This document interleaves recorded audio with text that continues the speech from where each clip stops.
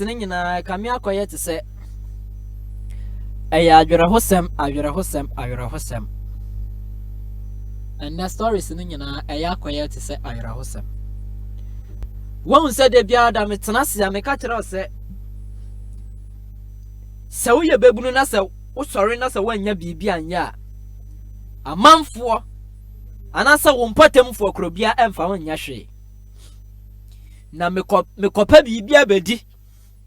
eya na edem ene mebeye eden enenam na obi be bisa se amansanche ame adenti na wo kase mekopa bibia bedi ene mebeye eden enenam na nka me hu ye den na ye fese ade ache na obabu no afa ne sekan wafa na atade wafa ne car di onim ye bia wafa a okwa na so ne so okwa akoye adwuma okwa na so ye so okwa akoye adwuma den nka ye fese nsa nanso fofia ntuata ma ojare abaminti dano abrantie bi a oye boat driver na abrantie sorry se okwa adwuma oye adwuma ekọ Nsawam na ade wa abrantie ko ya ye friend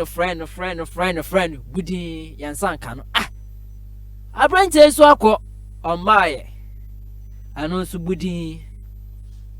ya fra abrantie ya chese da hwehwa abrantie ya na wo se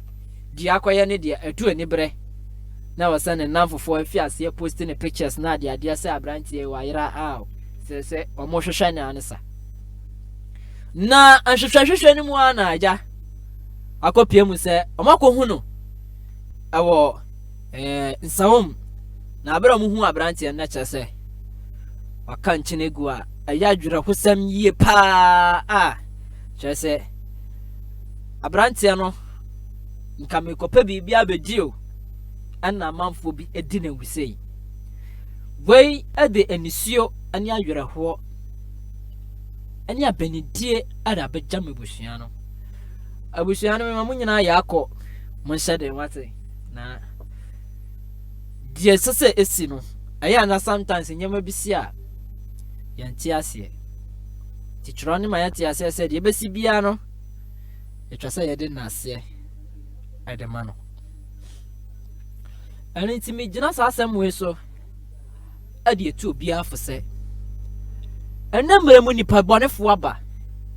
jenya very careful. We should be very, very vigilant because onipa woni ne koba no ono no nyawo a obeyew onipa woni ne chatirimu asem no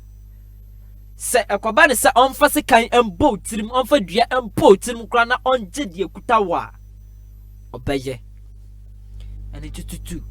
susu sane woni nipa atie woni nipa tia minka se woni nipa mentena woni nipa ntena but be very careful enyansam nyina na obeka ebia mika abrantie na nka obinim adwenemopo bi obi abo afa ne ho nanso wenehwe mekopa bibia bedi ene mebeye de nenam aha ya like radio me pata for comment fa bra